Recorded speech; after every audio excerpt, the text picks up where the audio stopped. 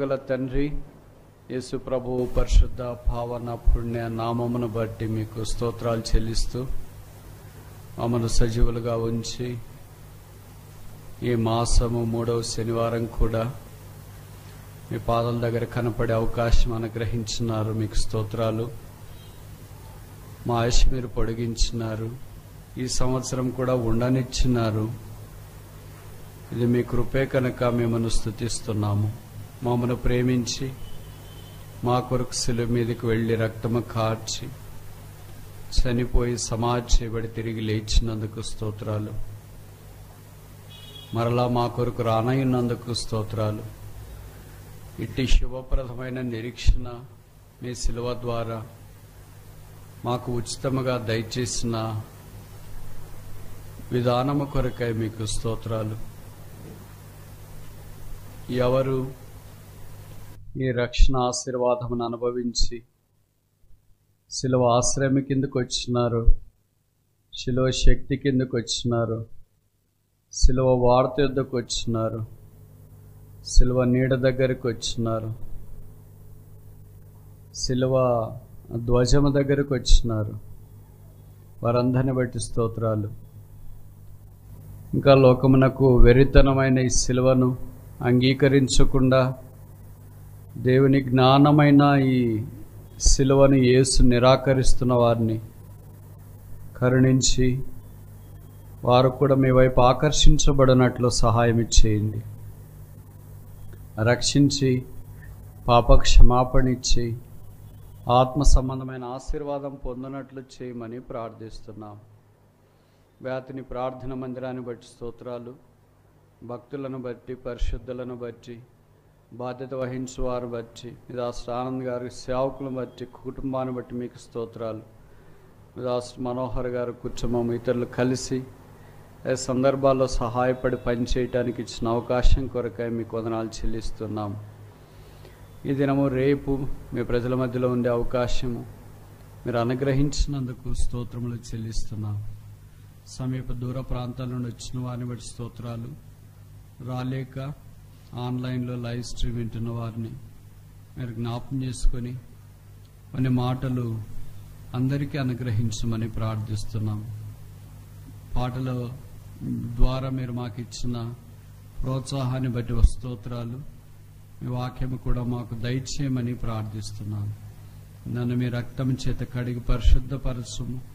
మీ మాటలు నా నోట ఉంచుము. అవసరమైనదే విడుదల చేయబడినట్లు చేయి. యేసు నామమున స్తుతించి ప్రార్థిస్తున్నాము తండ్రి. ఆమేన్.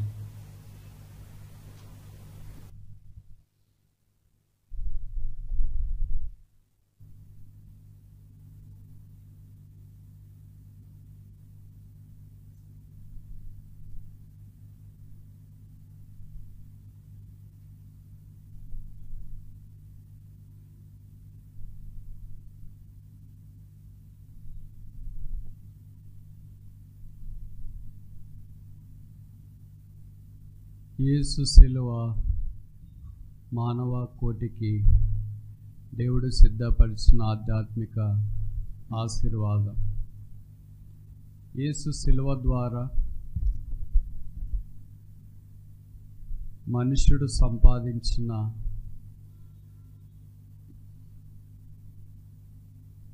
శ్లాఘనీయమైన భాగ్యము, రక్షణ, పాపక్షమాపణ. యేసు శిలువ మానవ కోటికి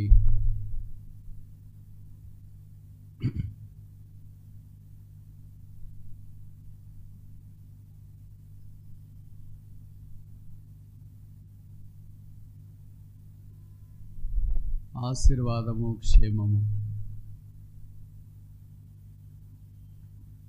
శిలువ లేకుండా కొత్త నిబంధనలో క్రైస్తవ్యాన్ని మనం చూడలేము. శిలువ ద్వారా, శిలువ మూలమున, శిలువ చేత, శిలువ యందు, శిలువ బలమును బట్టి ఈ కొత్త నిబంధన మనందరి కొరకు యేసుక్రీస్తు ప్రభు ద్వారా సంప్రాప్తమైందన్న సంగతి మనకు తెలుసు. అందుకే యేసు ప్రభు వారు తాను తిరిగి వెళ్ళక మునుపు ఒక రొట్టెని ఎత్తుకొని, ఇది నా శరీరం, ఒక పాత్రను ఎత్తుకొని, ఇది నా రక్తము వలనైన, what is that? New testament, కొత్త నిబంధన. కనుక ఆయన రక్తము లేకపోతే, ఆయన శిలువ మీదకి వెళ్ళకపోతే ఈ కొత్త నిబంధన లేదు. కొత్త నిబంధన యేసుప్రభు రక్తం మీద ఉంది. పాత నిబంధన మనుషులు తెచ్చిన బలుల మీద, మోషే యొక్క ధర్మశాస్త్రం మీద కనిపిస్తుంది. అందుకే ఈ శిలువ వర్తమానము, శిలువ సంగతులు, శిలువ విషయాలు మనుషులకు వెరితనంగానే కనిపిస్తూ ఉంటాయి. ఈ దినాన శిలువ జానాలు క్రైస్తవ భక్త కోటి ప్రపంచమందంతటా జ్ఞాపకం చేసుకుంటూ ఉన్నారు. ఆ కారణాన మనం కూడా శిలువను గుర్చిన సత్యము కొంతైనా నేర్చుకోవటానికి ప్రయత్నిస్తామని ఈ దినము రేపు పరిశుద్ధాత్మ దేవుడు సహాయం చేసే కొలది దాని గురించి ఆలోచించడానికి మనం ప్రయత్నం చేస్తాం.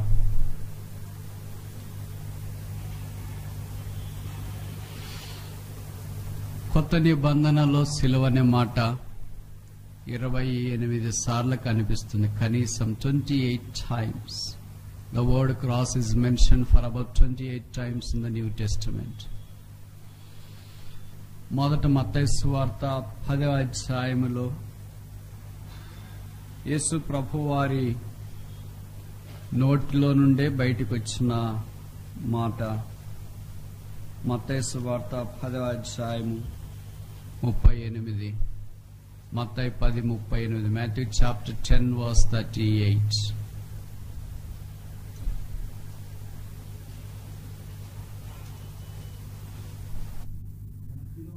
తన సిలువని ఎత్తుకొని నన్ను వెంబడింపనివాడు తన సిలువ. మత్తయి సువార్తలో సిలువ అనే మాట 5 సార్లు ఉంది. మార్కు సువార్తలో సిలువ అనే మాట కనీసం 5 సార్లు ఉంది. లూకాలో 3, యోహానులో 3 అనుకుంటా. అలాగూ దాదాపు 28 సందర్భాల్లో లేదా స్థలాలలో కొత్త నిబంధనలో సిలువ అనే మాట కనిపిస్తుంది. ఇప్పుడు నేను ఒక మాట అడగొచ్చా? యేసు ప్రభు వారు మత్తయి సువార్త 10:28లో తన సిలువను ఎత్తుకున్నవాడు నాకు పాత్రుడు కానేరడు అన్నప్పుడు సిలువ తెలుసా ప్రజలకి? శిష్యులకు తెలుసా? అసలు సిలువ వేయబడింది 27వ అధ్యాయం ఆఖరి వచనాల్లో. ఆయనను సిలువ వేయుటకు తీసుకొని పోయారు. 31, 32 వచనాలు. అలాగే మనం మత్తయి సువార్త 27లో చూస్తే అక్కడ మనకు సిలువ కనిపిస్తుంది. యేసు ప్రభు సిలువ మీదకి వెళ్ళక మునిపే సిలువను గురించిన ప్రస్తావన చేస్తే శిష్యులకి ఎలాగ అర్థమైంది? ఇంకప్పుడు యేసు ప్రభు సిలువ మీదకి వెళ్ళలేదు కదా, రక్తం కార్చలేదు కదా, చనిపోలేదు కదా, సమాధి చేయబడలేదు కదా, తిరిగి లేపబడలేదు కదా. యేసు ప్రభు సిలువే తెలియకపోతే వారికి తన సిలువ అనే సంగతి ఎలాగ తెలుస్తుంది? విచిత్రం ఏంటంటే అంతకుముందే 2 సందర్భాల్లో కనీసం సిలువను గురించి అంతకుముందు అంటే సిలువ మీదకి వెళ్ళక మునిపే 16వ అధ్యాయం మాథ్యూ చాప్టర్ 16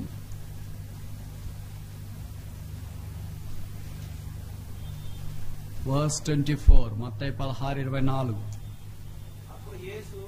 అప్పుడు యేసు తన శిష్యులను చూచి, ఎవడైనను నన్ను వెంబడింప గోరినేడలా తను తాను ఉపేక్షించుకొని చాలు.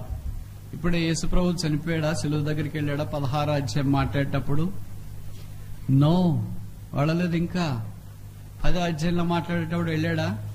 వెళ్ళలేదు. ఇంకా 10లో వెళ్ళలేదు, 16లో వెళ్ళలేదు, 27లో వెళ్ళాడు. అంటే మన ప్రకారం అంటే 27 తర్వాత చెప్పాలి ఈ మాటలు. తన సిలువను ఎత్తుకొని అంటే నిజమే కదా, యేసుప్రభు సిలువ ఎత్తుకొని ముందుకు వెళ్ళిపోయాడు. మనకు కూడా ఇప్పుడు సిలువ అంటే ఏదో అర్థమవుతుందో, సిలువ అంటే ఇలాగ దొంగలు ఉంటారు, తర్వాత మేకులు ఉంటాయి, ముళ్ళ కిరీటం అనేది ఉంటుంది, అవమానాలు ఉంటాయి, దిగిరా అనే వాళ్ళు ఉంటారు, ఇలా హేళన చేసేవాళ్ళు ఉంటారు. ఓహో ఇదే కదా సిలువ అంటే మనకు తెలుస్తుంది. ఆ సిలువ అంటేనే వాళ్ళకి తెలియనప్పుడు సిలువను గురించి ప్రకటిస్తే ఎలాగ తెలుస్తుంది? అంటే దేవుడు మనం ఏది గ్రహించలేకపోతున్నామో అది ముందు మనకు తెలియజేస్తాడా? ఏది మనకు అర్థం కాదా అది బోధిస్తాడా? అలాగేం ఉండదుగా. మరి దీన్ని ముందే ప్రస్తావించడం ఉద్దేశం ఏంటంటే అది వాడాలా, ఇది కంపాటబిలిటీ లేకపోతే కదా. మీరు చెప్పండి, నేను చేస్తా. చిన్నది కదా పెద్దది అంత కవర్ అవుతుందని. చిన్నది ఓకే.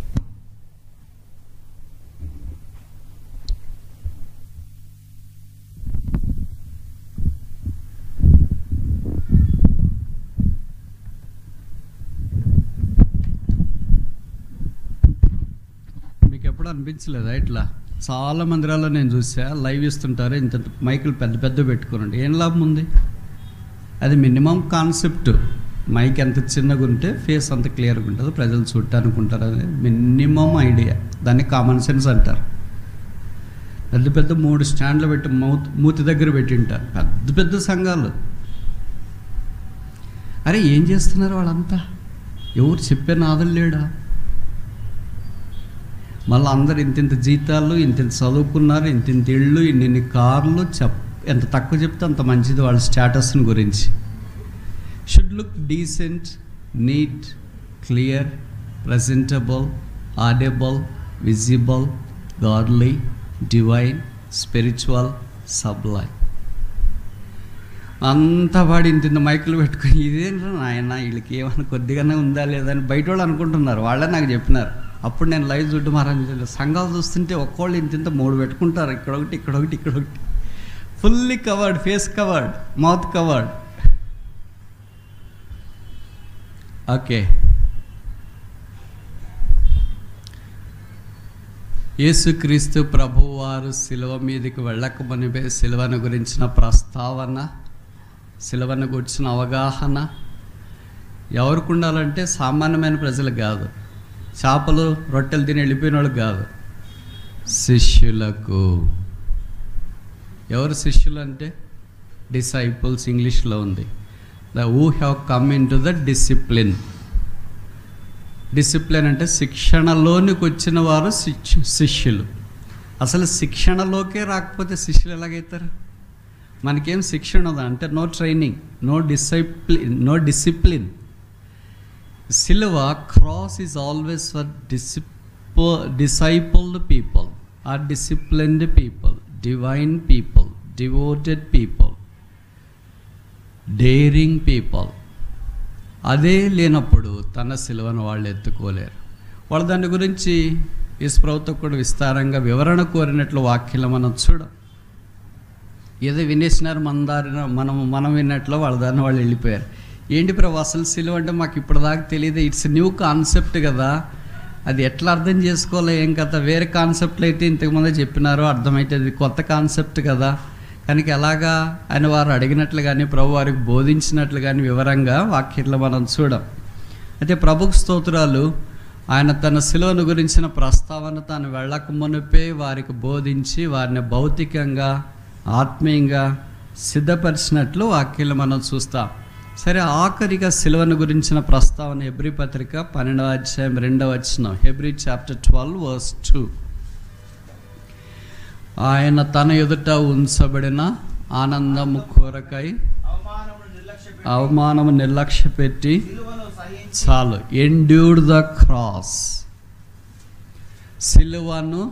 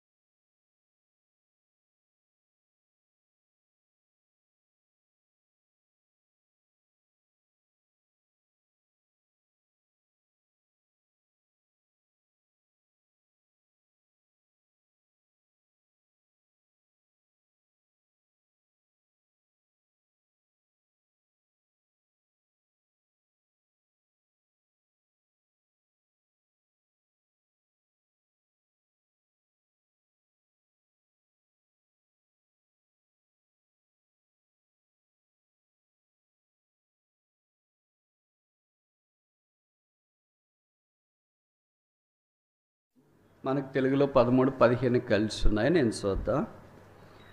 మరియు అపరాధముల వలనను శరీరమందు సున్నతి పొందక ఉండుట వలనను మీరు మృతులై ఉండగా దేవుడు వ్రాత రూపకమైన ఆజ్ఞల వలన మన మీద రుణముగాను మనకు విరోధముగానుండిన పత్రమును మేకులతో సిలువకు కొట్టి.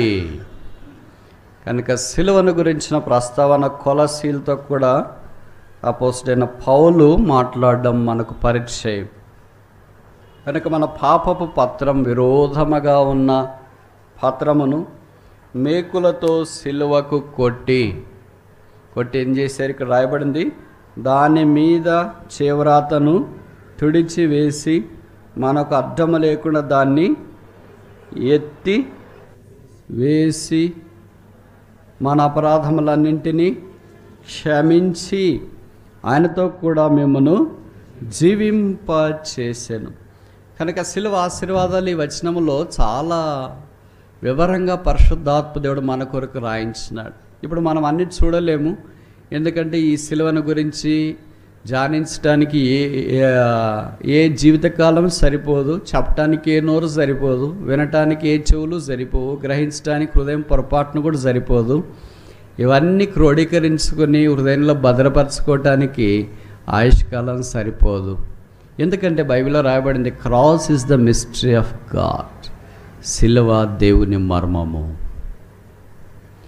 మర్మం ఎంతని దాచుకోగలము, ఎంతని అర్థం చేసుకోగలము, ఎంతని గ్రహించగలము.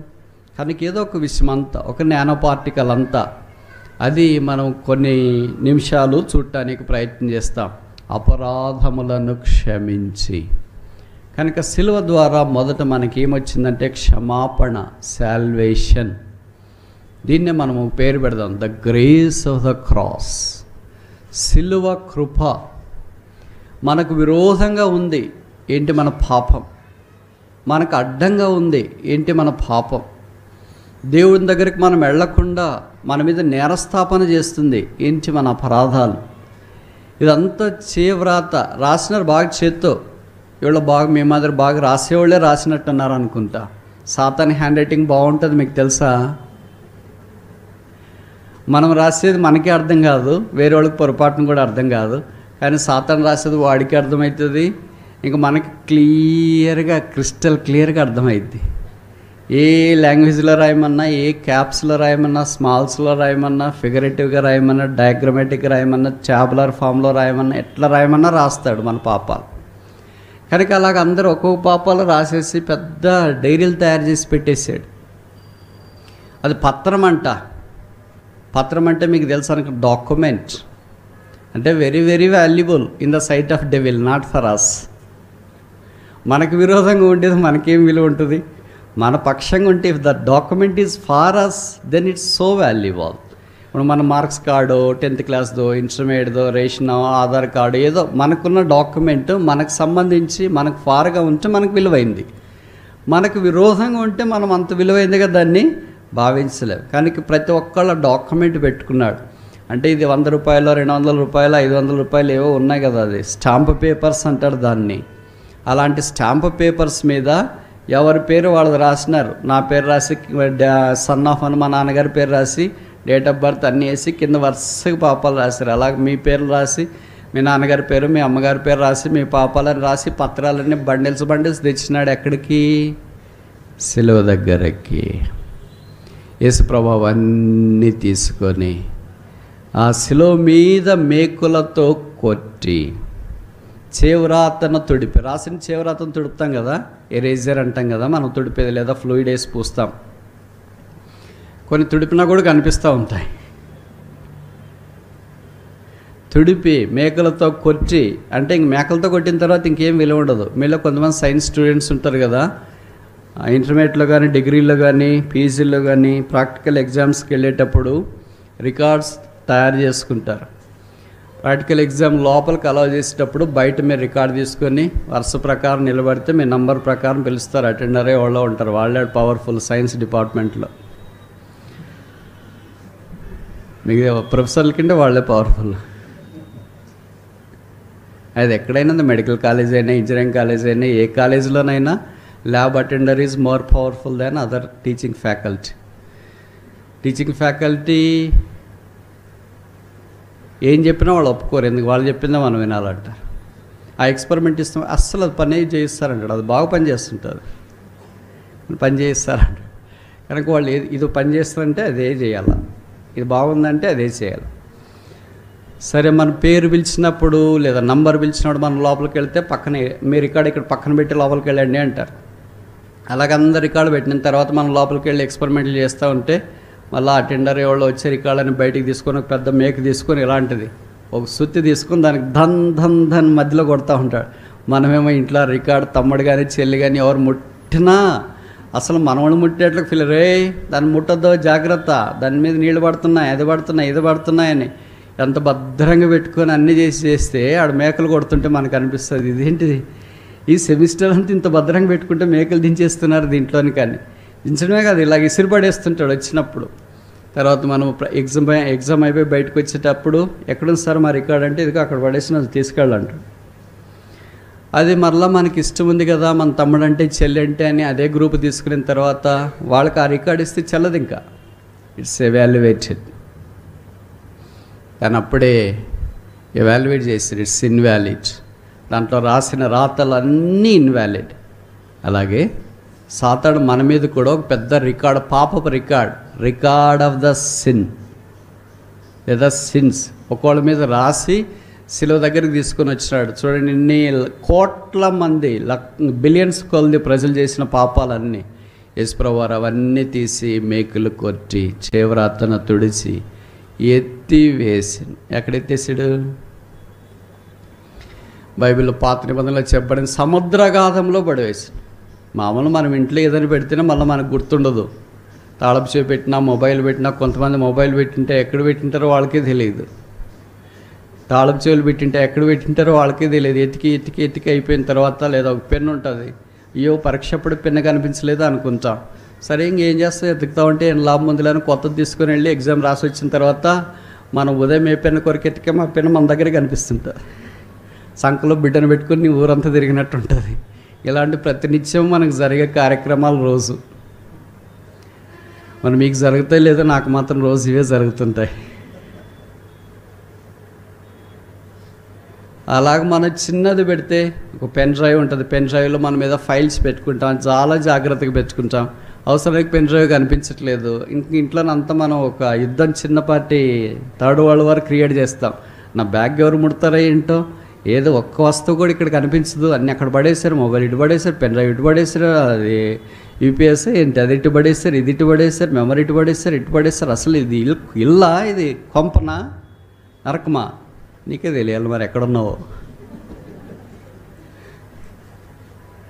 ఒక పెన్ డ్రైవ్ కనిపించకపోతే తర్వాత అది ఎక్కడో ఉంటుంది, లోపటే ఉంటుంది, కొద్దిగా మూలకు పోయి అనుకొని ఉంటుంది. అది కనిపించిన వెంటనే కనిపించింది డాడీ అని పిల్లలు ఎవడు పెట్టారు రా, ఎక్కడ పెట్టారు, ఎక్కడ లేదు డాడీ, బ్యాగ్లోనే ఉందా, నువ్వు ఎతికావు కదా డాడీ, ఎతికినా నాకు కనిపించలేదు. మరి ఇప్పుడు ఇది ఇల్లా, కొంప, నరకమా? మన పెన్ డ్రైవ్లోనే ఎన్నో ఫైల్స్ ఉంటాయి, మన పెన్ డ్రైవ్ ఎక్కడ పోతే కనిపిస్తుంది. ఇప్పుడు ఇదే పెన్ డ్రైవ్ తీసుకొని బంగాళాఖాతంలో మీరు పడేసారు, మళ్ళీ రిట్రైవ్ చేయాలనుకుంటే ఎలాగ రిట్రైవ్ చేస్తారు? మీ చిన్న చిన్న ఫైల్స్ డిలీట్ చేసిన తర్వాత ట్రాష్లోకి వెళితే లేదా అదేంటి బిన్లోకి వెళితే దాన్ని రిట్రైవ్ చేసుకోవడానికి ఒక పెద్ద ప్రొసీజర్, డిలీట్ చేస్తే ఇంక దాన్ని రిట్రైవ్ చేసుకోవాలంటే ఇంక పెద్ద ప్రొసీజర్. ఎక్కడికో ఆ ఫైల్ లేకుండా అవన్నీ తీసుకెళ్ళి సముద్రగాధంలో పడేస్తే అక్కడికి వెళ్ళి మీరు పెన్ డ్రైవ్ ఎప్పుడు తీసుకోవాలా? ఇంట్లో బ్యాగ్లో పెట్టిన పెన్ డ్రైవే కనపడకపోతే సముద్రగాధంలో ఉన్న పెన్ డ్రైవ్ ఎలా కనిపిస్తుంది? దాన్ని ఎప్పుడు మీరు తీసుకొని వస్తారు? అది జీవితంలో చేత అయ్యే పనేనా? ఎంత డబ్బులు ఖర్చు పెట్టాలా? ఎన్ని షిప్లు హైర్ చేయాలా? పెద్ద పెద్ద విమానాలు సముద్రాల్లో కూలిపోతే ఇప్పుడు దాకా దిక్కులేదు, ఎక్కడ కూలిపోయినాయో తెలియట్లేదు. గోదావరిలో బోటు కూలిపోతే ఎక్కడ కూలిపోయిందో గుర్తుపట్టడానికి చాలా కాలం అయిపోయింది. అలాగ ఒకటి పెద్దది పడితేనే దిక్కులేదే, ఎక్కడుందో అనేది. ఇంక పెన్ డ్రైవ్ పడితే, మెమరీ కార్డు పడితే, చిప్ పడితే ఏమైనా దిక్కుందంటారా? దాన్ని తీసుకొని వచ్చి సిస్టంలో పెట్టి దాన్ని ఫైల్స్ రిట్రైవ్ చేసుకుని దాంట్లో నీ పాపం ఇలాగుందని చూడడం దుస్సాధ్యం. వాటి awesome grace the Lord has bestowed on the cross, cleansing all of our sin. మన పాపములన్నింటినీ యేసుప్రభు వారి శిలువలో మేకులతో కొట్టి చేవ్రాతను తుడిచి దాన్ని ఎత్తి సముద్రగాధంలో పడేశాడు. ఇంకెన్నడూ జ్ఞాపకము చేసుకున్నాను. కనుక శిలువ ద్వారా మనకు మొదట కలిగిన ఆశీర్వాదం ఏంటంటే ఫర్గివ్నెస్ ఆఫ్ అవర్ సిన్స్, మన పాపములకు క్షమాపణ. ఇది దేవుని వరమే, ఇది దేవుని కృపే, ఇది పుణ్యమే, ఇది దానమే, ఇది కనికరమే, ఇది ఈవే, ఇది ఉచితమే. దీని కొరకై మనం చెల్లించింది ఏమీ లేదు. కానీ ఆ యేసు తల మీద ముళ్ళ కిరీటం, ముఖం మీద ఉమ్మి, చేతుల్లో మేకులు, దేహమంతా కొడ దెబ్బలు, కాళ్లకు మేకులు, అలాగ శిలువలో వేలాడదీయబడి రక్తం కార్చి చనిపోయి సమాధి చేయబడి తిరిగి లేపబడడం ద్వారా పాపులమైన మనము మన పాపాన్ని మన ఇంట్లో వాళ్ళే క్షమించరు. భర్త పాపాన్ని భార్య క్షమించరు, భార్య భర్త క్షమించరు, వాళ్ళ తల్లిదండ్రులు క్షమించరు, తల్లిదండ్రులు పిల్లలు క్షమించరు. క్షమించినట్ల ఫీలింగ్ పెట్టినా లోపల ఎప్పుడు పెట్టుకోని ఉంటారు. మాటికి అది పాపప్ అయితేనే ఉంటుంది. మన పాపప్ అయినట్ల క్లోజ్ చేయాలి ఐకాన్. ఆ విండో అలాగే క్లోజ్ చేస్తేనే వాడి జీవితాంతం ఇలాగ ఉంటుంది. అయితే మనల్ని ప్రేమించిన ప్రభు పాపము లేనివాడు, పాపం మెరగినవాడు. ఒక్కసారిగా ఫర్గివ్నెస్ అంటే one stroke. There is no second stroke needed, there is no third stroke needed. కొన్నిసార్లు మనం ఏదైనా రాసిన తర్వాత ఒకసారి రబ్బర్తో తుడిచిన తర్వాత మళ్ళీ మనకు కనిపిస్తుంది. పిల్లలు చూస్తుంటే రబ్బర్ అరిగిపోయేదాకా వాడు తుడుస్తూనే ఉంటాడు. రబ్బర్ అరిగిపోయింది ఇంక మానే అంటే ఇంకా కనిపిస్తుంది మా ఇక్కడ, అంత గట్టిగా రాసామని నువ్వు. మన పాపములు ఇనప కంఠముతో రాయబడిన, వజ్రపు మనతో రాయబడిన యేసు రక్తం వాటన్నిటిని కడిగి శుద్ధీకరించింది. What a magnanimous grace lavished upon us.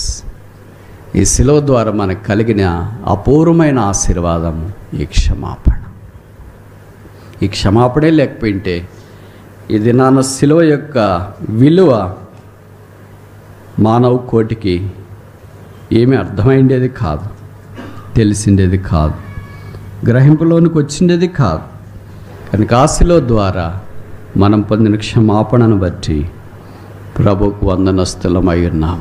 శిలువను గూర్చిన వార్త నశించు వారికి వెరితనం, కానీ రక్షించబడుతున్న మనకు దేవుని శక్తి. Is it not power that your sins have been washed away? నీ పాపాలకు క్షమించబడ్డాయనే వార్త వినబడిన తర్వాత దేహంలో శక్తి రాదా, ధైర్యం రాదా, ప్రోత్సాహం రాదా? నీ పాపాలు ఉన్నాయంటే అబ్బా వాళ్ళ దగ్గరికి వెళ్తే ఈ పాపం, వీళ్ళ దగ్గరికి వెళ్తే ఈ పాపం అన్నీ గుర్తొస్తూనే ఉంటాయి. అయితే శిలువ దగ్గరికి వెళ్ళినప్పుడు all my sins were washed and I became saint. యేసు ప్రభు రక్తం ద్వారా పరిశుద్ధుడికి ఇప్పుడు నేను చేయబడ్డా. రెండోది చూస్తామా? హెబ్రీ పత్రిక 12:2. Hebrew chapter 12 verse 2. హెబ్రీ పత్రిక 12వ అధ్యాయము 2వ వచనం. ఆయన తన ఎదుట ఉంచబడిన ఆనందము కొరకై అవమానమును నిర్లక్ష్యపెట్టి శిలువను సహించి దేవుని సింహాసనం యొక్క కుడిపార్శ్వమున ఆసీనుడై ఉన్నాడు. మీరు గమనించినారో లేదో? శిలువ, సింహాసనం. One is the beginning of the grace, the other is the ending of the grace. ఇంకోసారి చెప్పనా? One is the beginning of the glory, the other is the ending of the glory. కృప యొక్క ఆరంభం శిలువ, కృప యొక్క ముగింపు సింహాసనం. మహిమ యొక్క ఆరంభం శిలువ, మహిమ యొక్క ముగింపు సింహాసనం. రెండు కలిసి ఒకే వరుసలో పరిశుద్ధాత్మ దేవుడు మన కొరకై ఉదాహరించిన తీరు నిజంగా శ్లాఘనీయం. From cross to the crown. శిలువ నుండి సింహాసనానికి లేదా కిరీటానికి క్రైస్తవుని యొక్క ప్రయాణం. ఇక్కడ అవమానమును నిర్లక్ష్యపెట్టి శిలువను సహించి, అవమానమును నిర్లక్ష్యపెట్టుట, ఇది మనకు సంబంధించిన పదం కాదనుకుంటా. మన పదం ఎలాగుంటుందంటే అవమానాన్ని లక్ష్య పెట్టడం. ఎప్పుడు వేరే వాళ్ళు చేసిన అవమానం మనకు గుర్తొస్తుంటుంది, కానీ మనం వేరే వాళ్ళకి చేసిన అవమానము గుర్తురాదు. ప్రభు పొందిన మన కొరకైన అవమానము గుర్తురాదు. ప్రభు మన కొరకై సిలువలో హేళన చేయబడింది మనకు గుర్తురాదు. కనుక ఆయన తన ఎదుట ఉంచబడిన the joy that was set before him never hampered the mockery lavished by the people. అటు ఇటు తిరుగుతున్న ప్రజలు, నువ్వు యేసు అయితే దిగురా, అందరిని రక్షిస్తానన్నావు, ఇప్పుడు రక్షించుకోలేవా ఏంటి, యెరూషలేముకి వచ్చేసావు, వస్తున్నాడు వాడారు, నిన్ను గురించే కదా, ఇలాగ రకరకాలుగా ప్రజలు హేళన చేస్తున్నప్పుడు మనమైంటే ఒకసారి కిందికి వెళ్ళి అందరినీ ఒక సెట్ చేసి వచ్చి మళ్ళీ పైకి వచ్చి శిలువ మీద ఎలాడదాంలే అనుకుని ఉంటాం. That is our cross. మనకు ఏమి అవమానం లేనప్పుడు శిలువ మీద ఉన్నట్లు ఉంటాం. మనకు అవమానం వస్తే శిలువ కిందకి దిగేసి వచ్చి అన్ని సెట్ చేసి మళ్ళీ పైకి పోతుంటాం. అది మన శిలువ. That is not cross at all. That is that has no value at all. అలాంటి శిలువకి ఏం విలువ ఉండదు. నువ్వు దిగిరా అంటే చూస్తా ఉండు, దిగసిస్తా అని అంటాం మనం. ప్రభు అన్నాడు, నేను దిగిరా దిగిరా దిగిరా. ప్రజలు క్రైస్తవుడు ఉన్న స్థానం చూసి ఎప్పుడు దిగిరా దిగిరా అని అంటూనే ఉంటారు. ఎందుకంటే ఆ స్థానానికి వీళ్ళు ఎక్కి రాలేరు. అర్థమవుతుందా నేను చెప్పే మాటలు? అందుకే దావీదు అన్నాడు, lead me to the rock that is higher than I. నేను ఎక్కలేనంత ఎత్తైన కొండ మీదకి నన్ను ఎక్కించుము. That is the position of a Christian washed by the blood of Jesus Christ, blessed by the blessing of the cross of Jesus Christ. యేసు ప్రభు యొక్క శిలువ రక్తం ద్వారా కడగబడి ఆశీర్వాదంలోనికి వచ్చిన వ్యక్తి యొక్క స్థానం ఏంటంటే ఆ కొండ. అదే కలవరి కొండ, ఎక్కలేనంత ఎత్తైన కొండ. కనుక దిగిర దిగిరంట. నెహెమ్యా దినాల్లో కూడా వర్తమానం పంపించిన కమ్ డౌన్. మనలాంటి వాళ్ళు అయితే ఏం చేసి ఉంటాం నెహెమ్యా దినాల్లో ఉంటే? అలాంటి పొజిషన్లో ఉండమనుకో, అది వేరే విషయము. పొరపాటున ఉంటే సరే, ఒకసారి దిగిపోయి అంత లుక్కేసి వస్తాం, ఎట్లుందో సెట్ చేసి వస్తాం, తర్వాత కావాలంటే ఎక్కదాంలే అనుకుని ఉంటాం. ఇంకా అలాగే వెళ్ళిపోయి ఉంటాం. ఎక్కినాం. నెహెమ్యా అన్నాడు, నేను చేసే పని గొప్పది. The work which I execute is great, I cannot come down. Tell them that I can come down. నేను గొప్ప పని మీద ఉన్నాను, నేను దిగిరాను, రాలేనని చెప్పు వాళ్ళకి. అయ్యో బ్రదర్ అలాగే చెప్తే వాళ్ళు ఫీల్ అయిపోతారండి. ఫీలింగ్తోనే ఇప్పుడు ప్రాబ్లం వచ్చినాయి మనకి. ఆయన ఫీల్ అవుతాడు, ఆమె ఫీల్ అవుతుంది, సేవకుడు ఫీల్ అవుతాడు, సేవకురాలు ఫీల్ అవుతాడు, అందరు ఫీల్ అవుతారు. Cross is not based upon the feelings, it is the fact. ఇంకోసారి చెప్పనా, Christian life is not based upon the feelings, it's based upon the facts. మనకేంటంటే అన్ని ఫీలింగ్సే, మనం ఫీల్ అయిపోతున్నాం. This more hazardous. అది చాలా తీవ్రమైంది. వాళ్ళేం ఫీల్ అవుతారో, వీళ్ళేం ఫీల్ అవుతారో, ఆయన ఏం ఫీల్ అవుతాడు, ఈయనేం ఫీల్ అవుతాడు, యేసు ప్రభు ఏం ఫీల్ అవుతాడు, ఇదే ఫీలింగ్లోనే ఉన్నాం. కానీ వాట్ ఈజ్ ఫ్యాక్ట్స్, వాస్తవం ఏంటి? నాకు తెలిసి 2-3 సార్లు పంపించిన నెహెమ్యా దగ్గరికి వర్తమానం. Ask him to come down, ask him to come down, ask him to come down, nothing doing, tell them that I don't come down. వాళ్ళకి చెప్పండి నేను రానని. చెప్తే కాన్సిక్వెన్సెస్ ఎట్లున్నాయి, ఎట్లుంటాయి?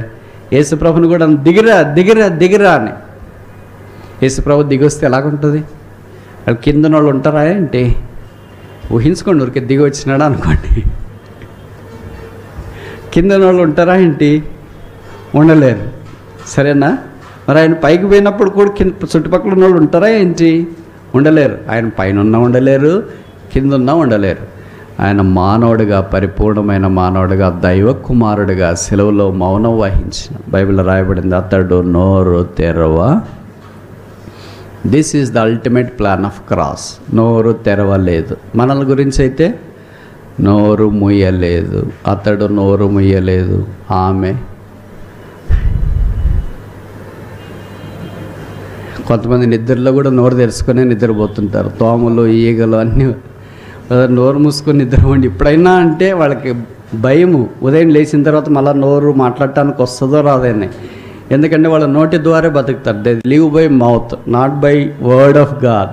మనుషుడు రొట్టె వల్ల మాత్రమే కాక దేవుని నోటి నుండి వచ్చి ప్రతి మాట వల్ల బ్రతుకుని వాక్యం చెప్తుంటే మత్తయి 4:4 వాళ్ళేమనుకుంటున్నారంటే మనుషుడు రొట్టె వాక్యం కాదు, నోరు ద్వారా బతకాలి. హైదరాబాద్లో ముఖ్యంగా నోరు లేకపోతే ఎలాగ బతికినిస్తారండి అని మనం అనుకుంటాం. What a fall it is. We have gone away from the cross. సిలువకి ఎంతో దూరంగా వెళ్ళిపోయాం. అందుకే సిలువ శక్తిని మనం ఆపరేట్ చేయలేకపోతున్నాం. రెండవది, సిలువను సహించి తన ఎదుటున్న ఆనందము కొరకై యేసుప్రభు వారు ఆ సింహాసనం మీద అవమానము నిర్లక్ష్య పెట్టి కుడి పార్శ్వమున ఆసీనుడై ఉన్నాడు. కనుక ఇది ఏం జ్ఞాపం చేస్తుందంటే, ప్రభువారు మన కొరకై ఆనందం ఉంచినాడు. The gladness of the cross. శిలువ సంతోషాన్ని మనకు కలిగిస్తుంది. భక్సింగ్ గారు యేసుప్రభుని గురించి ఆలోచించడానికి చాలా కారణాలు. ఒక కారణం ఏంటంటే, క్రైస్తవులని చెప్పుకుని ఏ ఒక్కరిలో కూడా ఆయన ముఖం మీద నవ్వు కానీ ఆనందం కానీ సంతోషం కానీ చూడలేదంట. క్రైస్తవేతరులోనన్నా మనం ఇది చూస్తాం కానీ క్రైస్తవుల్లో పొరపాటున చూడము. దాంట్లో మరీ ఎల్డర్స్ గాడ్స్ అంటే బోధకులని ఉంటుంది కొద్దిగా. వాళ్ళు ఏమనుకుంటారంటే, నవ్వితే ఇది ఆత్మీయత కాదేమో, మాట్లాడితే ఇది ఆత్మీయత కాదేమో, నలుగురితో కలిసి ఉంటే ఇది ఆత్మీయత కాదేమో, అందరితో వల్లే ఉంటే ఇది ఆత్మీయత కాదేమో, మనకు విలువ ఉండదేమో అన్నట్లుగా వాళ్ళు అలాగే ఉంటారు.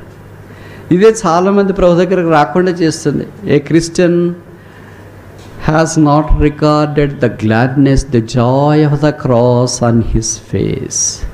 When the joy of the cross is not recorded on a Christian face, there is no delight and goodness of the cross recorded in the heart. క్రైస్తవుని యొక్క ముఖం మీద యేసుప్రభు యొక్క శిలువ ఆనందము ప్రత్యక్షపరచబడకపోతే యేసుప్రభు యొక్క శిలువ శక్తి క్రైస్తవుని యొక్క హృదయంలో ప్రత్యక్షము కాలేదు. ఇంకోసారి చెప్పనా?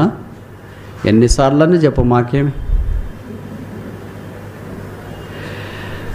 If the joy of the cross is not reflected on the face of a believer, it's not recorded in the heart of a believer. విశ్వాసి హృదయంలో క్రీస్తు శిలువ యొక్క సంతోషం నిక్షిప్తం కాకపోతే ఆ శిలువ సంతోషము ముఖం మీద ప్రకాశింపజాలదు. అందుకని మనం చూసి ఎవరైనా ఎప్పుడైనా అన్నారా మీరు జీవితంలో ఒక్కళ్ళని చేయొద్దండి అడిగే ప్రశ్న ఏమో గెస్ చేయండి, మీరు చేయొద్దండి.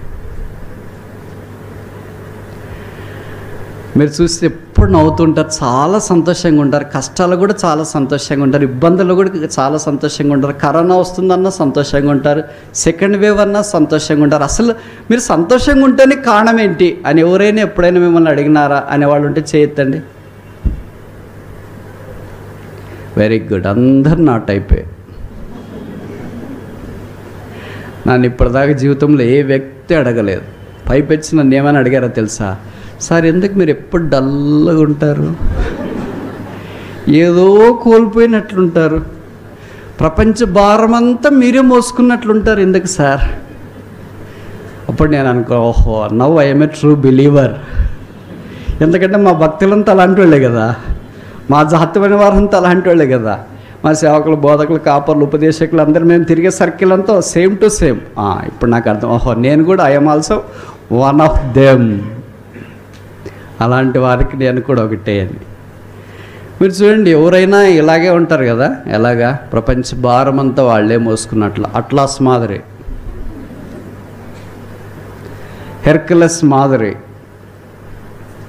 దుఃఖమంతా వారిదే, ప్రపంచమంతా రేపు ఎలాగ పోషించాలబ్బా. ప్రపంచానికంతా క్రిస్మస్కి బట్టలు ఎట్లా తీసుకురావాలా, ఈస్టర్కి ఎట్లా తీసుకురావాలా, ప్రపంచంకంతా ఇల్లు ఎట్లా కట్టించాలా, అందరికి భోజనం ఏం పెట్టాలా, నీళ్ళు ఎలాగ పెట్టాలా, ఆ భారం అంతా మనమేం వస్తున్నట్లు ఫీల్ అవుతుంది. భార్య భర్త ఇద్దరు పిల్లల గురించిన సంసారం లాగటానికి ఇంత కష్టమైతే పాత నిబంధనలు ఒక్కో dozen minimum. No family planning, we 2 hours 12. ఇంకోసారి చెప్పనా? అలాగుంది పాత నిబంధన అంతా. ఇప్పుడు కొత్త నిబంధనకు వచ్చే లోపల we 2 hours 2 అన్నారు, we 2 hours 1 అన్నారు, we 2 hours none అన్నారు. ఇంకేం చెప్తారు? we 2 అనేది పోయిపోయి I am only అని చెప్తారో ఏమో తెలియదు, I am alone అని చెప్తారో తెలియదు. అయినా హృదయంలో బాధ, వేదన. బహుశా మనం శిలువ దగ్గరికి రాలేదేమో, శిలువ యొక్క సంతోషము మన హృదయంలో కార్యసిద్ధి కలిగించడం లేదేమో. ఇదే భక్సింగ్ గారు చాలా ఆలోచించి, ఒక క్రైస్తవుడు అయిన తర్వాత సంతోషం ఉండాలి కదా, సంతోషం లేకపోతే you may not be considered as a true believer. అందుకే ఆయన టెస్టిమనీ సాక్ష్య పుస్తకం పైన క్యాప్షన్ టైటిల్ అదే ఉంటుంది, joy unspeakable. Full of glory, చెప్పనశక్యమును మహిమాయుక్తమైన సంతోషం. సంతోషమే సంతోషమే సంతోషం ఉండాలని ఆయన టెస్టిమనీ క్యాప్షన్ అదే పెట్టాడు. ఎప్పుడు జాయ్ జాయ్ జాయ్, సంతోషాన్ని గురించే మాట్లాడేవాడు, సంతోషాన్ని గురించి చెప్పేవాడు. ఎవడన్నా దుఃఖంగా ఉన్నా what's your problem, you are looking so dull gloomy. అలాగే సంతోషాన్ని ప్రబోధించి నేర్పించిన ఇటు రోజులు గడిచే కొలది మనం ఆ సంతోషాన్ని కోల్పోయాం. దీన్ని 51వ కీర్తనలో దావీదన్నాడు, grant us the joy of salvation, రక్షణానందము మాకు మరలా దయచేయి. కనుక సిలువ దగ్గరికి వచ్చి మరలా రక్షణానందం మనం పొందటానికి ప్రయత్నం చేస్తాం. మూడోది చూస్తామా, ఇందాక చదివాం కదా, కొరింథీయులకు రాసిన మొదటి పత్రిక 1:18 1 Corinthians chapter 1 verse 18. నశించున్న వారికి వెరితనము గాని రక్షింపబడుచున్న మనకు దేవుని శక్తి. సిలువను గూర్చిన వార్త, the message of the cross. సిలువ వార్త లేకపోతే మనకి ఇంకే వార్త లేదు. ఈ వార్తే సువార్త, ఈ వార్తే సిలువ వార్త, ఈ వార్తే ప్రజలందరికీ కలుగుబో మహా సంతోషకరమైన శుభవార్త. అదే యేసు ప్రభు మన పాపముల కొరకే సిలువ మీదకి వెళ్ళాడని. ఇంకో పేరు పెడదామా, the gospel of the cross, సిలువ వార్త లేదా సిలువ సువార్త. ఇప్పుడు దాకా 3 చూసిన. మొదటిదేంటి, the grace of the cross, సిలువ కృప మన అపరాధములను క్షమించింది. రెండవది, the gladness of the cross, సిలువ సంతోషము మనకు సింహాసనమును చూపించి ఆ మార్గంలో నడిచేటట్టు చేస్తుంది. మూడవది, the gospel of the cross, సిలువ వార్త మనకేం కలుగజేస్తుందని శక్తి. అందుకే సువార్త ప్రకటించేవాడు ఎంత బలంగా ఉంటారు చూడండి. అందుకే వారి పాదాలు ఎలాగున్నాయంట, సుందరములై ఉన్నాయి.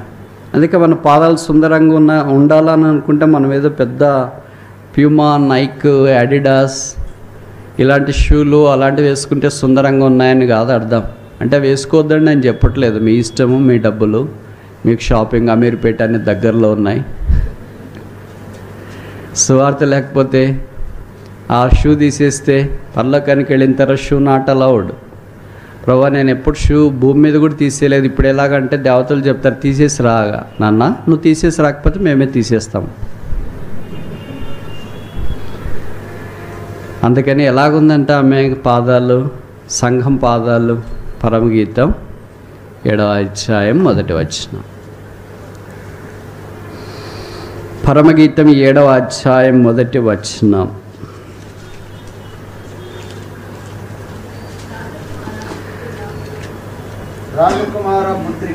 రాజకుమార పుత్రిక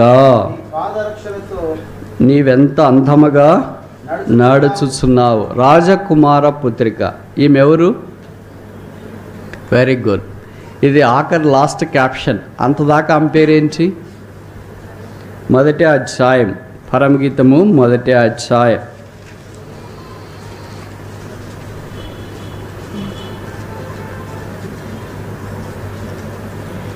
5వ వచనం. చాలు. 6వ వచనం. చాలు. ఎలాగుంది 1వ అధ్యాయంలో? 7వ అధ్యాయంకి ఎలాగైంది? నల్ల రూపం అంతా ఇప్పుడు ఎలాగ మారింది?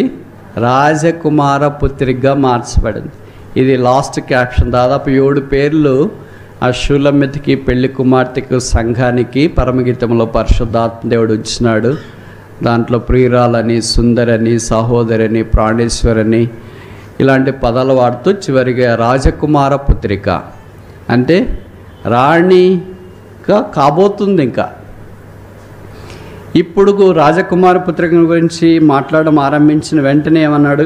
కింద వరుస 7వ అధ్యాయం 1వ వచనం. నీ పాదరక్షలతో. మొదటిసారి ఎవరైనా చెప్పుల గురించి, నడకను గురించి చెప్తారండి? ఇప్పుడు ఎవరన్నా ఒక బ్రదర్ని, ఒక సిస్టర్ని అడిగా మనకు అక్క ఎట్లుంటుందంటే, అక్క చెప్పులు ప్యూమా వేసుకుంటుంది అని చెప్పారా? బ్రదర్ ఎలాగున్నాడంటే ఆయన యాడిడాస్ వేసుకుంటాడు అని చెప్తారా? అట్లా చెప్తే ఎదురున్న వాళ్ళు ఏమనుకుంటారు? మనం మొట్టమొదట ఒక వ్యక్తిని గుర్తించడానికి ఏం చెప్తారు? ఎత్తున్నారు, పొడవున్నారు, లావు ఉన్నారు, నల్లుగున్నారు, చామన్ చాగున్నారు, ఇలాంటి కొన్ని ఫిజికల్ మార్ఫాలజీ చెప్పిన తర్వాత అప్పుడు మిగతా విషయాలు మనం చెప్పడానికి ప్రయత్నం చేస్తాం. వాళ్ళు నడకే డిఫరెంట్గా ఉంటుంది, చాలా బాగా నడుస్తారు అని ఇలాగ చెప్పాలనుకుంటే చాలా బాగా నవ్వుతారు, చాలా బాగా మాట్లాడతారు, ఇలాగ ఏదో మనం చెప్పాలనుకుంటే మనం చెప్పేస్తాం. కానీ ఇక్కడికి వచ్చేటప్పటికి ఏమర్థమవుతుందంటే మొదటి చెప్పలతోనే ఆరంభం అవుతుంది, పాదములతోనే ఆరంభం అవుతుంది. అంటే ఈ సంఘము షులమ్మితి సువార్తలో పూర్తిగా నిమగ్నం అయిపోయింది. అందుకనే పాదముల గురించిన డిస్క్రిప్షన్ ఉంది. సువార్తికుని పని చేయము, తిమోతికి రాస్తూ పౌలు చెలవిచ్చిన మాట మనకు పరిచయం. సమయమందును అసమయమందును, season outside the season, of the season, on the season. కనుక ఈ సిలువను గురించిన సువార్త మనం ప్రకటించే సువార్త అనేక సందర్భాల్లో సిలువను గురించి తప్ప అన్ని సువార్తలు ప్రకటిస్తుంటారు. అందుకే కొంతమందికి ఇబ్బందులు కూడా వస్తుంటాయి. నిజంగా సువార్త ప్రకటించి ఇబ్బందులు వస్తే అది వేరే విషయము. మనం ప్రకటించకూడని మాటలు ప్రకటించి ఇబ్బందులు వస్తే అది తీవ్రమైన సంగతి. అపోస్తలుడైన పౌలు సువార్తను గురించి కొరింథీయులకు రాసిన మొదటి పత్రిక 15:3-4 ఇలాగ అన్నాడు, లేఖనం ప్రకారము యేసు ప్రభువారు చనిపోయి సమాధి చేయబడి లేఖనం ప్రకారం 3వ దినమున తిరిగి లేచును. ఇదే నాకు అప్పగించబడిన ఉపదేశం, ఇదే ప్రకటించే సువార్తని. So the gospel that has no death, burial and resurrection of Jesus Christ, it's no gospel at all. యేసు ప్రభు యొక్క మానవ భూస్థాపన పునరుత్థానం లేకుండా ప్రకటించబడే సువార్తే కాదు. నేను ఇలాగ చెప్తే లేదా మనం ఇలాగ చెప్తే కొంతమంది బయట వాళ్ళు ఏమంటారంటే అది అర్థమయ్యేటట్టు చెప్పాలి కదా బ్రదర్, వేరే వాళ్ళకి సువార్త అంటే మనం ఇలాగ చెప్తే ఎలాగా అని అంటారు. అర్థమయ్యేటట్లు చెప్తే రక్షించబడతారు అని అనుకోవడము, అర్థం కాకుండా చెప్తే రక్షించబడరు అని అనుకోవడం కూడా అపోహే. రక్షించేవాడు ప్రభువే, హృదయం తెరిచేవాడు ప్రభువే. లుదియా హృదయంను ప్రభువు తెరిచినాడు. అందుకే భక్త్ సింగ్ గారు స్ట్రాంగ్గా నమ్మేది, బలంగా నమ్మేది ఏంటంటే దేవుని వాక్యం పనిచేస్తుందని నమ్ముతాడు. అందుకే మనం బహిరంగ సువార్తకి వెళ్ళినప్పుడు కూడా కొంతమంది భక్తులు అంటే సేవకులు కూడా మనకు మైకిచ్చి సువార్త వాక్యాలే చెప్పు అని చెప్తారు. మనం ఆ వాక్యాలకు రకరకాల ఇంటర్ప్రిటేషన్ చెప్తే మైక్ లాక్కుంటారు.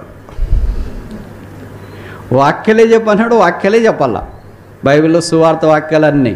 లేదా సువార్త చెప్పన్నప్పుడు సువార్త ఈ వాక్యాలు ఉపయోగించే మనం సువార్త. మన no gospel is outside the cross of Jesus Christ. యేసు ప్రభు వారి సిలువకు వెలుపటి సువార్త లేదు. కనుక all the gospel is focused on the cross. శిలువ మీద దృక్పథంతో మనం సువార్త ప్రకటిస్తున్నాం. మీకు తెలుసు కదా, మొట్టమొదటి సువార్త కరపత్రిక బైబిల్లో రాసింది ఎవరు?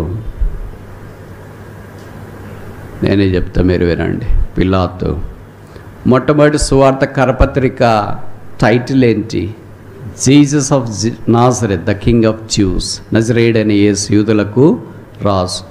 మొదట సువార్త కరపత్రిక ఎన్ని భాషల్లో రాశారు? 3 భాషలు, హెబ్రీ, గ్రీకు, లాటిన్ భాషలో రాశారు. మొట్టమొదటి సువార్త కరపత్రిక ఎక్కడ పంచిపెట్టారు? శిలువ దగ్గర. మొట్టమొదటి సువార్త కరపత్రిక ఎంతమంది చదివారు? అక్కడే బైబిల్లో రాయబడింది ఏంటంటే అది శిలువ పట్టణమునకు సమీపంగా ఉండని కనుక అనేకులు దానిని చదివిరి. మొట్టమొదటి సువార్త కరపత్రిక ద్వారా స్పందన అంటే రక్షించబడింది ఎంతమంది? ఒకే ఒక్కడు, ఆ ఒక్కడు కుడివైపునున్న దొంగ. నేను నమ్ముతారా ఇది? పిలాతు సువార్త కరపత్రిక రాశాడు, 3 భాషల్లో రాశాడు. ఒకటే మాట, నజరేయుడని యేసు యూదులకు రాజు. ఆ మాటను 3 భాషల్లో చదివారు, అనేకులు చదివారు, కానీ రక్షణ ఆశీర్వాదంలోనికి వారు రాలేకపోయారు. ఒక దొంగ శిలువ ఆశీర్వాదంలోనికి తీసుకురాబడ్డాడు. ఈ రాత్రి ఇక్కడ ఉన్నా లేదా ఆన్లైన్లో నువ్వు ఉన్న స్థలంలో వింటున్నా, యేసుని అంగీకరించినావా, పాపక్షమాపణ పొందినావా, మారు మనసు పొందినావా, ఇంకా రక్షణ పొందకపోతే శిలువ నీ జీవితంలో నిరర్థకం. శిలువ నీకేం ఉపయోగం లేదు. నువ్వు బహుశా గుడ్ ఫ్రైడే రాబోతుందని 2 డేస్లో ఉండొచ్చు, ఉపవాసాల్లో ఉండొచ్చు, లేదా చాలా దుఃఖముఖంగా ఉండొచ్చు. ఇవన్నీ రకరకాలుగా నీవు ఆయాసపరచకుండా ఉండొచ్చు, భక్తి మార్గాలన్నీ కనపరుస్తుండవచ్చు. ఇవన్నీ వెలపటి చేసే కార్యాలు. అంతరంగములో శిలువ ఆశీర్వాదమైన రక్షణ మారు మనసు సువార్త నీవు అంగీకరిస్తే నువ్వు పొందే ఆశీర్వాదం అమూల్యం. There is no historical greatest message other than the message of the cross of Jesus Christ. We have the greatest message to preach this hopeless world, the message of the cross of Jesus Christ. నిరీక్షణకు ఆధారం లేని ఈ లోకానికి ప్రకటించడానికి శుభప్రదమైన నిరీక్షణ కలిగిన వర్తమానం ఏంటంటే సిలువను గూర్చిన వార్త. And there is no greater message other than this message of the cross of Jesus Christ. యేసు ప్రభు యొక్క సిలువను గూర్చిన వార్త కంటే ఇంకా శ్రేష్టమైన వార్త లేదు. దేవుని నుండి భూమికి దిగి వచ్చిన వార్త, పాపిని రక్షించే వార్త, పాపిని పరలోకానికి చేర్చే వార్త, పాపిని పరిశుద్ధునిగా మార్చే వార్త, కడిగి శుద్ధీకరించి పాప క్షమాపణలోనికి వచ్చిన తర్వాత నిర్దోషులుగా నిష్కళంకలుగా నిలువబెట్టే ఈ సిలువ మనందరి కొరకై దేవుడు సిద్ధపరిచిన అమూల్యమైన మార్గ. 3 విషయాలు ఇప్పటిదాకా మనం చూస్తున్నాం. మొదటిది సిలువ ద్వారా క్షమాపణ, the grace of the cross, సిలువ కృప. రెండవది ద సంతోషం. మూడవది పరిచయమైన మాటలే చదివాం 10:38, Matthew chapter 10 verse 38. Matthew 10:38. మత్తయి 10:30. తన సిలువనెత్తుకొని నన్ను వెంబడింపనివాడు ఈజ్ నాట్ వర్ది ఆఫ్. దేవుడికి పాత్రలు కావాలి, మనుషులకు పాత్రలు కావడం తేలికే, కానీ దేవుడికి పాత్రలు కావడం మనం ఏమనుకుంటామంటే దేవుడికి పాత్రలు కావడం కష్టమో మనుషులకు పాత్ర కావడం తేలిక అనుకుంటాం. అదేంటి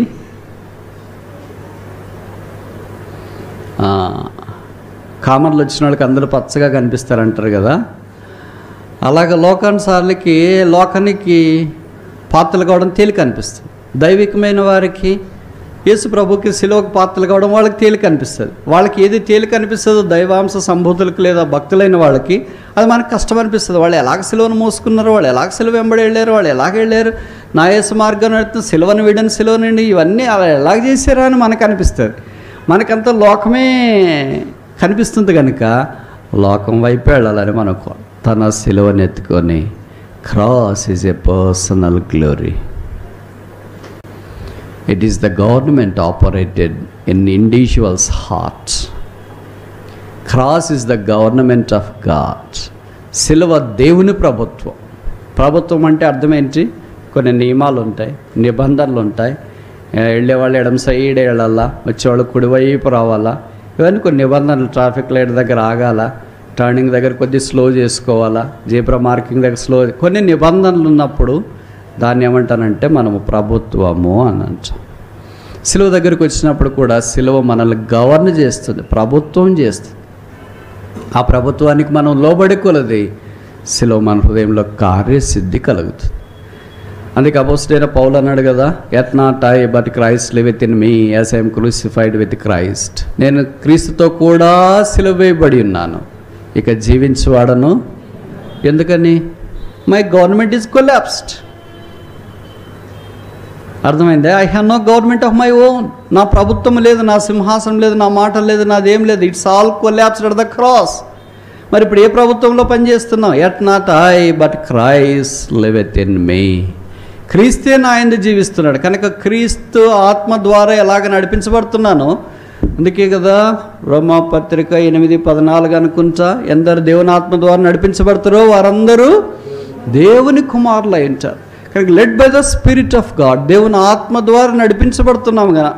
నడిపించబడుతున్నప్పుడు దేవుని ప్రభుత్వం దగ్గర ఉంచాం. భక్త్ సింగ్ గారు ఎప్పుడు ఇదే ప్రార్థన చేసేవాళ్ళు కదా, lord keep us in the centre of thy will and keep us close to దై థ్రోన్.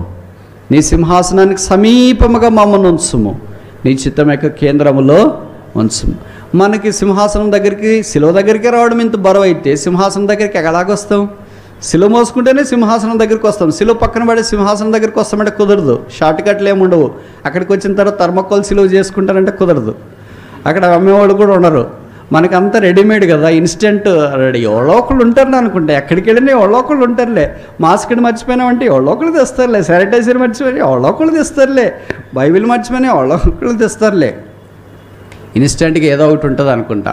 కనుక అక్కడ సింహాసనం దగ్గరికి వెళ్ళినప్పుడు ఏం బ్రదర్, సిలువ లేకుండా వచ్చిన థర్మకోల్ సిలువలు ఇక్కడ ఎక్కడన్నా అమ్ముతారండి? ఇది హైదరాబాద్ అండి అది నమ్మటానికి. This is heaven, nothing is sold. ఇక్కడ అమ్మబడదో. 25వ అధ్యాయం మత్తయి సువార్తలో చెప్పబడింది, ఇక్కడ ఏమీ అమ్మబడదు, అమ్మే వాళ్ళ దగ్గరికి వెళ్ళి కొనుక్కొని రండి. అది ఎక్కడ? హైదరాబాద్లో.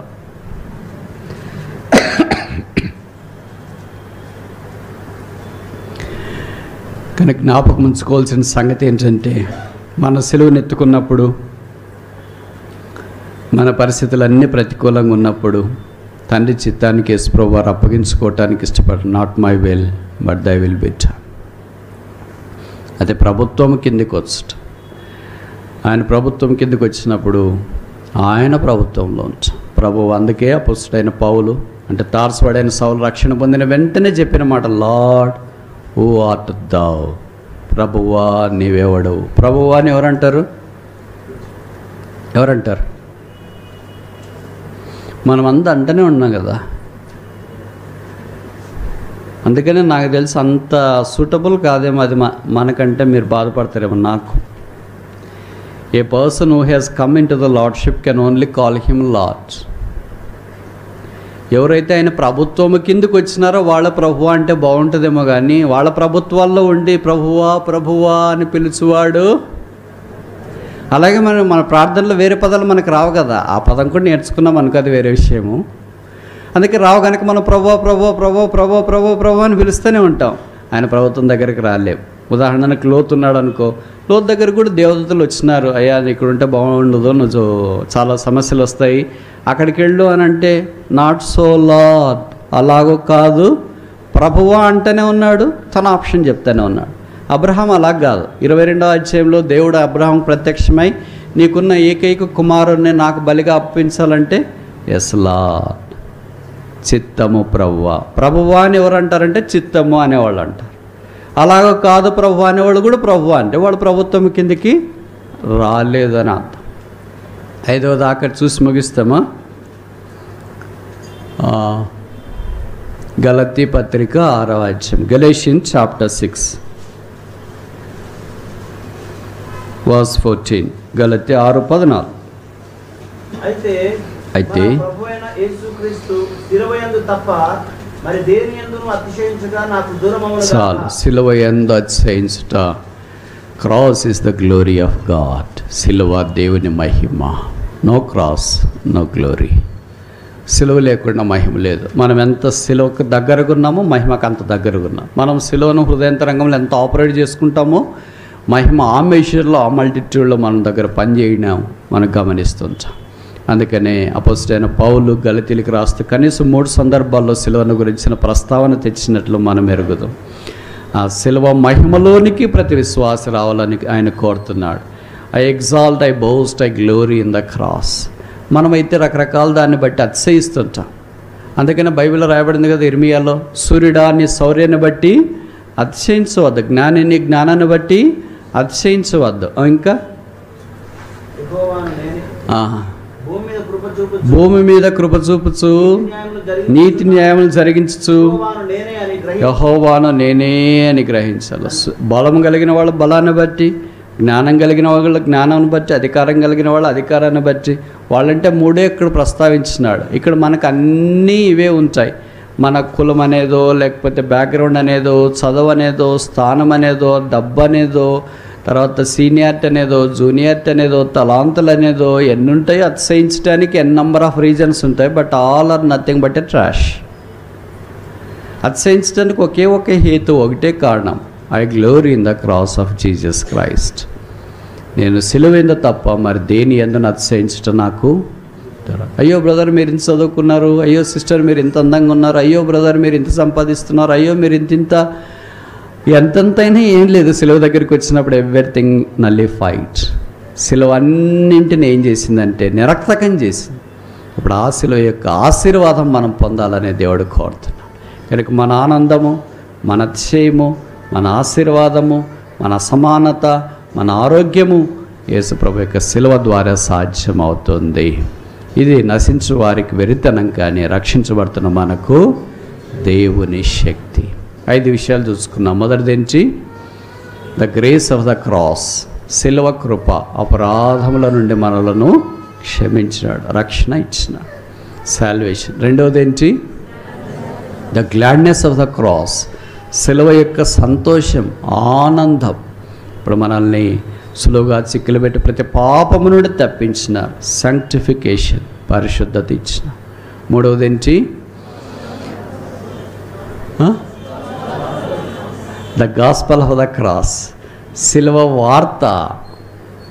దీని ద్వారా మనకేమి జ్ఞాపకం చేయబడింది? The service unto the lord. ప్రభువును మనము సేవించటంటే ఆయన గురించి ప్రకటించటే. There is no greater service other than preaching the news of the cross of Jesus Christ. నాలుగోది ఏంటి? The government of the cross, శిలువ యొక్క ప్రభుత్వము. ఈ ప్రభుత్వము ద్వారా మనము మన సొంత చిత్తాన్ని సిలువేసుకోవటానికి ఇష్టపడుతున్నాం. ఐదవది ఆఖరిది the glory of the cross, శిలువ అతిశయము, శిలువ మహిమ. వదినాను ప్రభుతో పాటు మనం ఆ మహిమలో ఉండబోతున్నాం. కనుక ఈ శిలువ నుండి సింహాసనం దగ్గరికి దేవుడు మనల్ని తీసుకుని రావచ్చుట కొరకై ఆయన మానవుడికి భూమి మీదకి దిగి వచ్చినాడు, శిలువ మీదకి వెళ్ళాడు, రక్తం కార్చినాడు, చనిపోయి సమాధి చేయబడి తిరిగి లేపబడి పరలోక స్థలాల్లో మహామహోనేక కుడి పార్శ్వమున ఆసీనుడైనాడు.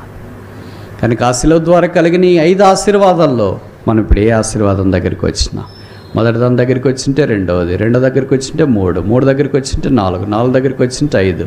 ఈ 5 శిలువ ఆశీర్వాదాల సంపత్తు మన హృదయాంతరంగంలో నిక్షిప్తం చేయబడి ఆయన రాకడ కొరకు ఎదురు చూస్తున్నట్లు ప్రభు మనకు సహాయం